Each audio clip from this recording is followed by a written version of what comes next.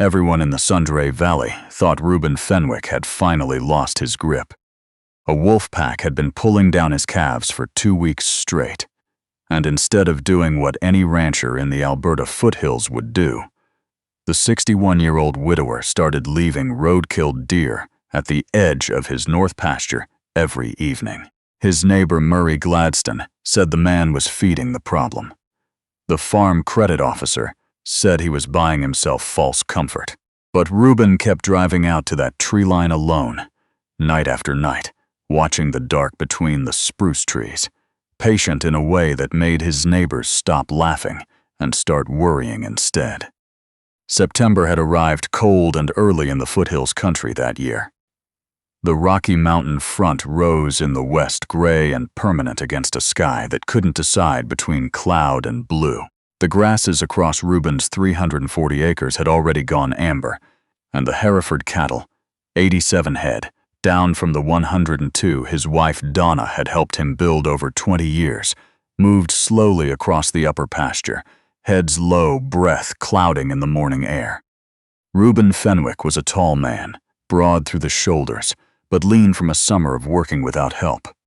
His dark hair had gone mostly silver since March, when Donna died. He had her photograph on the windowsill above the kitchen sink, taken somewhere on a trail in Kananaskis, maybe 2009, her arm raised to point at something above the tree line that the camera hadn't caught. She was laughing at whatever it was.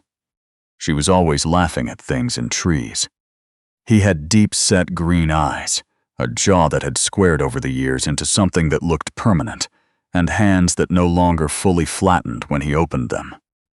28 years of fence posts and calving seasons and frozen water lines had made his hands their own tools.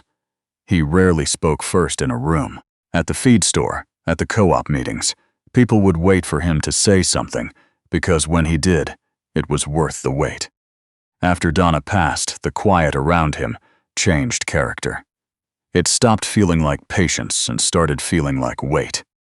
She had been 58 years old when the ovarian cancer finished what it had started 18 months earlier. In that time, she had refused to stop doing the things she loved, walking the fence lines, cataloging the wildflowers that grew in the wet hollow near the creek, filling notebooks that she kept in a milk crate beneath her reading desk. She had told Reuben, in her last weeks, that he was going to be fine. She had said it the way she said most things, not to comfort him, but because she believed it was simply true. He was not yet sure she had been right. The wolf pack first appeared on the trail cameras in early July, 2 weeks after Reuben had returned from scattering Donna's ashes near the Clearwater River.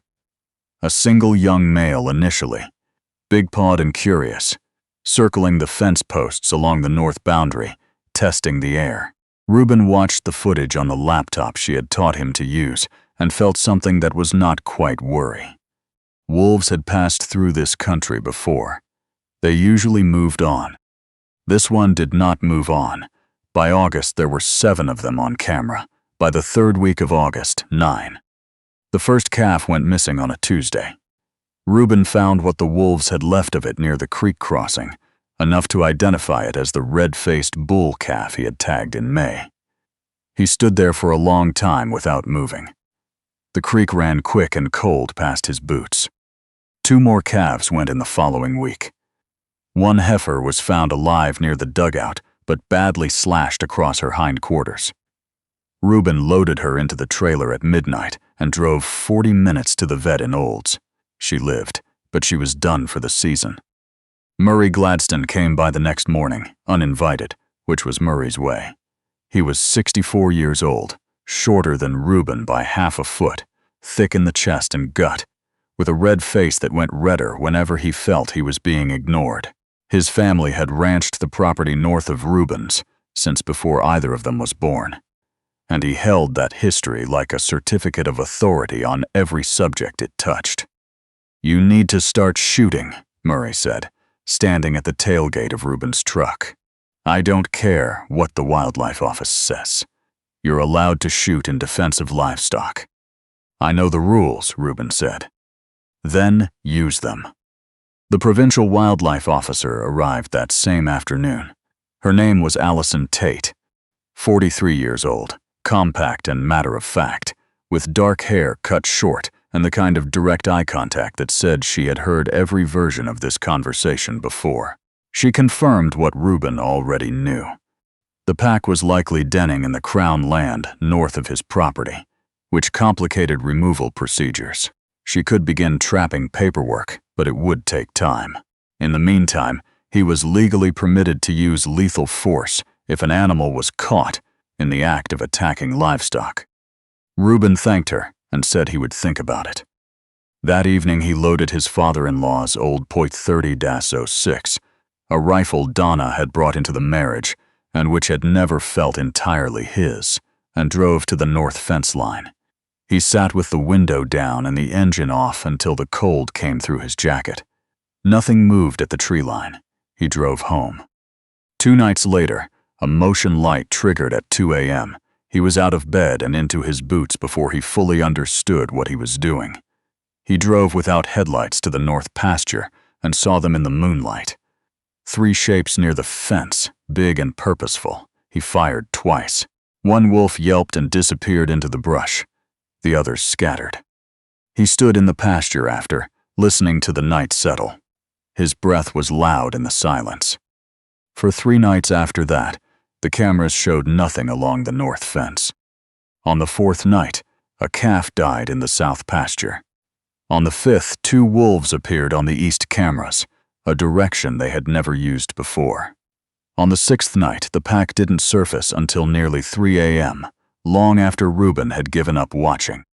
He sat at the kitchen table in the early gray of morning, the camera laptop open, 5 different images on the screen. He had not reduced the problem. He had rearranged it. The pack had split its approach.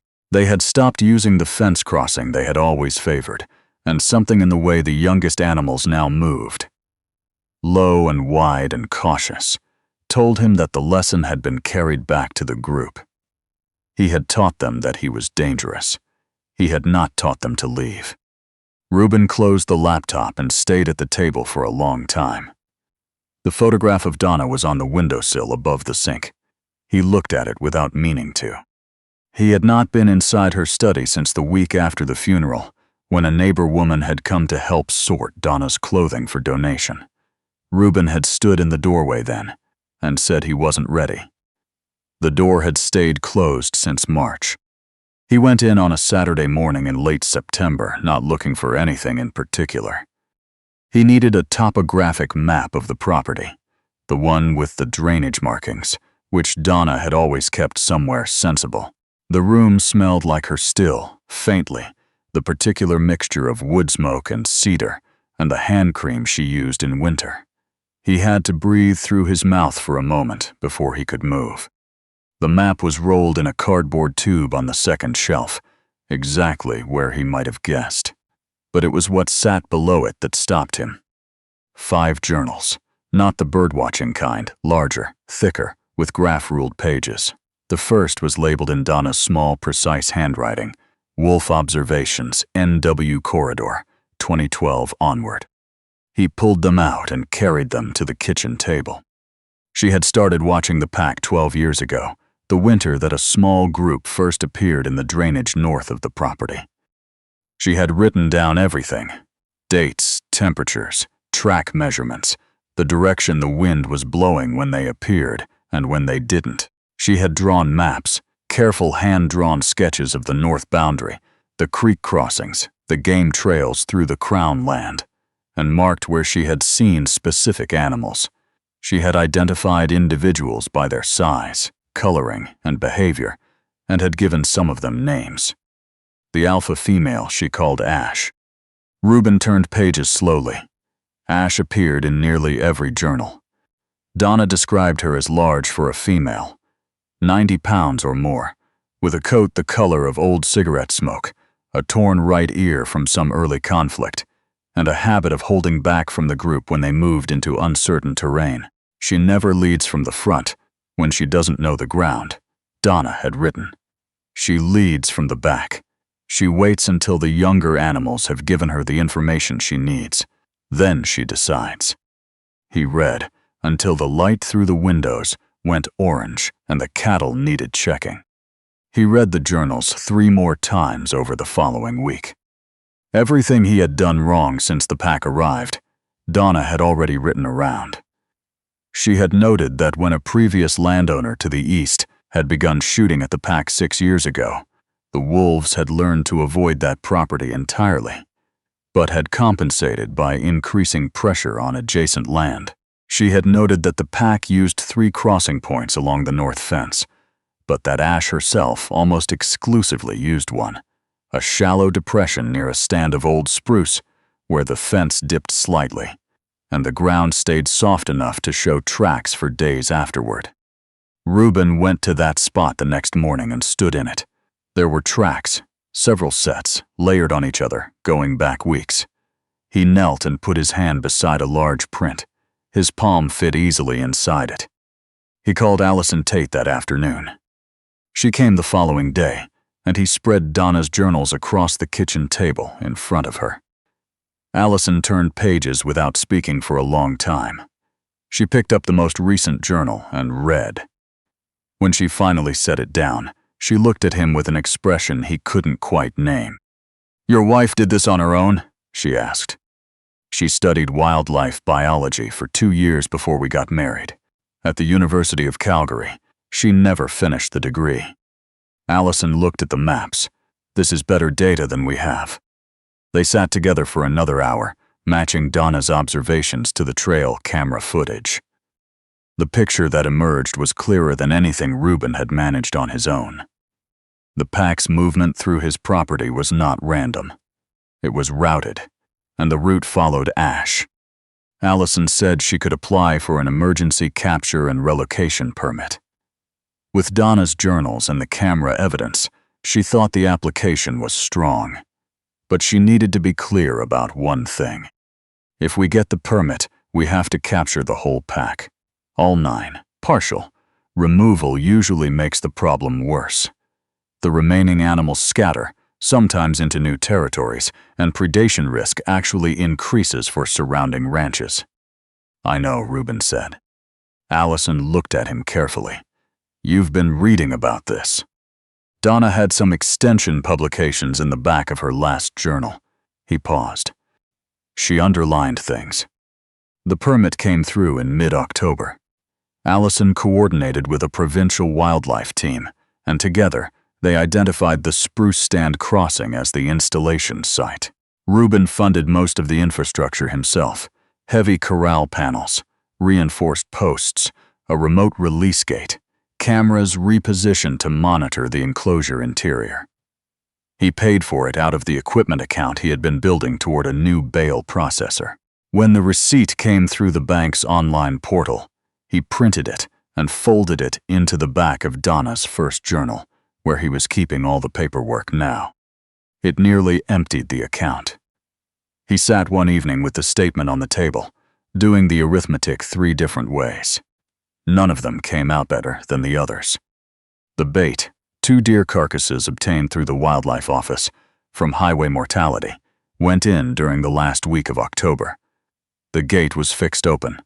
The corral was left dark and unvisited for 2 full weeks. Every time Reuben drove past on his evening feeding rounds, he kept moving. He never slowed near the trap. Murray Gladstone stopped at the gate one morning and looked across the north field toward the corral panels visible near the spruce line. "That's the most expensive bird feeder I've ever seen," he said. Reuben didn't answer. "9 wolves out there," Murray said, "and you're waiting for them to walk into a box." "Yes." Murray drove away, shaking his head. He told people in town that grief had changed Reuben Fenwick into someone who no longer knew how to protect his own property. The story got back to Reuben through his daughter Cara, who called from Calgary on a Sunday evening and asked carefully how he was really doing. Cara Fenwick was 28 years old, dark-haired like her mother, with a calm and watchful quality that had always made her seem older than she was. She had taken Donna's death hard in a quiet way that Reuben recognized because he was doing the same thing himself. "I'm fine," he told her. "Murray told his wife you're not sleeping." "Murray doesn't know what I'm doing," Reuben said. "Dad." She was quiet for a moment. "Is the plan actually working?" He looked out the window toward the north. The land was dark, under a sky that had gone deep and starry, the kind of Alberta sky that seemed to go back forever. "Not yet," he said, "but it will." The first wolf to enter the enclosure was a young male, 2 years old at most, with pale fur along his muzzle and a loose, uncertain way of moving. He went in on the 3rd night of November, ate for several minutes, and left. 2 nights after that, he came back with a yearling female. Reuben watched the footage in the morning and felt something cautious unclench in his chest. He did not let himself feel hopeful. He had learned from Donna's journals, and from his own mistake with the rifle, that the pack's patience was longer than his instincts. Through November, the numbers inside the enclosure grew. 4 animals on a Tuesday, 6 on a Friday, on a night when the temperature dropped to -18, and the northern lights came up green along the ridge. The camera recorded 8 wolves inside at once. They moved through the enclosure, without checking the corners, without hovering near the gate. The young ones chased each other around the perimeter, the way dogs do. Ash was not among them. She appeared every night on the outside camera, standing at the tree line, sometimes for an hour or more, watching the others feed. Occasionally, she would walk to within 10 meters of the open gate and stop. She would test the air, turn her head slowly, and withdraw. Once, she placed her front paws just past the threshold and stood like that for nearly 3 minutes before stepping back into the darkness. Reuben watched that footage 4 times. He understood, reading back through Donna's notes, that Ash had survived 12 years in this territory by not trusting what she hadn't yet fully understood. That quality had protected the pack for over a decade, and it would not be switched off because the bait smelled good. Allison called in late November. The permit had a time limit.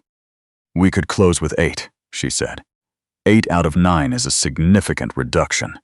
If Ash is left alone in familiar territory, there's a reasonable chance she disperses rather than continues." Reuben was quiet. "And if she doesn't disperse?" he asked. Allison didn't answer immediately. Reuben thought about what Donna had written. "She waits until the younger animals have given her the information she needs. Then she decides." "I need a few more nights," he said. Cara came up from Calgary the first weekend of December.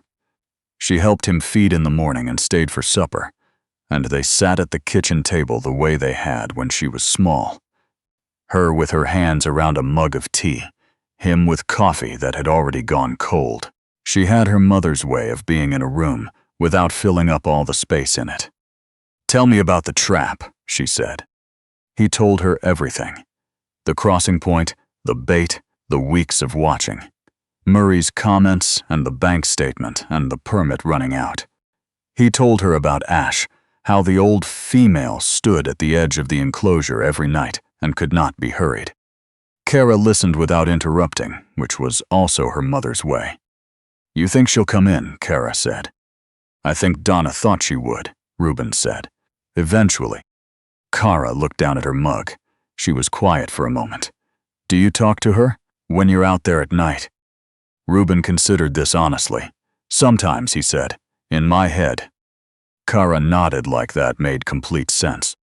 The night it happened was the 8th of December. The temperature had dropped to -22, and the sky was perfectly clear and black. The stars so sharp they looked cut into the dark rather than shining through it. Reuben had fallen asleep in the kitchen chair again, Donna's journal spread open across the table. The motion alert came through on his phone at 12:47 a.m. He was up before the second vibration. On the camera screen, shapes moved through the infrared haze. The young male, both yearlings, the 3 mid-ranked females, the 2 large subadults who always entered last among the group. All 8 inside. And at the gate, a shape that was larger, stiller, and unmistakable. Ash had come to the threshold. Reuben sat forward in the chair. The house was entirely silent, except for the tick of the wood stove settling. His cold coffee was still on the table where he had left it hours ago. Inside the enclosure, one of the yearlings moved to the gate edge and then away again, distracted by something at the bait pile. Ash watched this. Then she lowered her head and stepped forward. She did not rush. She walked into the enclosure the way she did everything, measuring each step, reading every surface, and stopped just inside the gate, facing the interior. She stood there for a long time. The others fed without paying her particular attention. This, too, was something Donna had noted. When Ash decided a place was safe, she never announced it. She simply acted, and the others felt the shift. Reuben's hand found the remote trigger on the table. He waited. Ash was still too close to the gate. If the mechanism caught on the cold hinges, or took half a second longer than it should, she would be through the opening before it finished closing. She took 3 slow steps toward the bait. Then a 4th. A large subadult moved behind her, drifting between Ash and her clearest line back to the gate. Ash turned her head, read the situation, and kept walking forward. Reuben pressed the button. The release mechanism cracked in the frozen night, the sound carrying flat and far across the snow, and the gate dropped. The wolves surged and circled, some pressing against the panels, others pulling away from the noise. But the corral held. It had been built to hold. Reuben did not move from the chair for a long time. He set the remote down on top of Donna's journal. He looked at the screen, 9 shapes moving through the infrared, contained, none of them going anywhere, and he let out a breath he felt like he had been holding since March. He did not cheer. He sat with his hands flat on the table and breathed. Allison Tate's team arrived at first light with the transport trailers and the sedation equipment. 4 people, experienced and quiet, working methodically through the cold. The pack was processed without injury to any animal. Allison was precise about this, and thorough, and loaded for relocation to a wilderness corridor north of Grande Prairie, where provincial biologists had identified suitable territory. Before the trailers left, Allison came to find Reuben at the fence. 12 years I've been doing this work, she said. She looked toward the last trailer, then back at him. I've never seen a rancher successfully capture a full pack without losing the alpha. She paused. Your wife's maps put us exactly where we needed to be. Reuben nodded. He wasn't sure he trusted his voice just then. Spring came in its own good time, reluctant at first and then sudden, the pastures going from brown to green in what felt like a single warm week. The north fence held through winter without incident. By May, Reuben had replaced 2 posts the frost had heaved and reinforced the spruce stand crossing with an additional strand of high-tensile wire. The Herefords moved back onto the north pasture in late April, unhurried, as if the season of anxiety had been something they could simply choose to set aside. Murray Gladstone appeared one afternoon in early June. He drove slowly through the front gate and parked beside the barn, and he sat in his truck for a moment before getting out, which was not his way. When he finally came to the fence where Reuben was working, he leaned on the top rail and looked out at the cattle. I heard from Allison Tate that you got the whole pack, Murray said. Yes. Murray was quiet. A meadowlark started up somewhere in the grass behind them.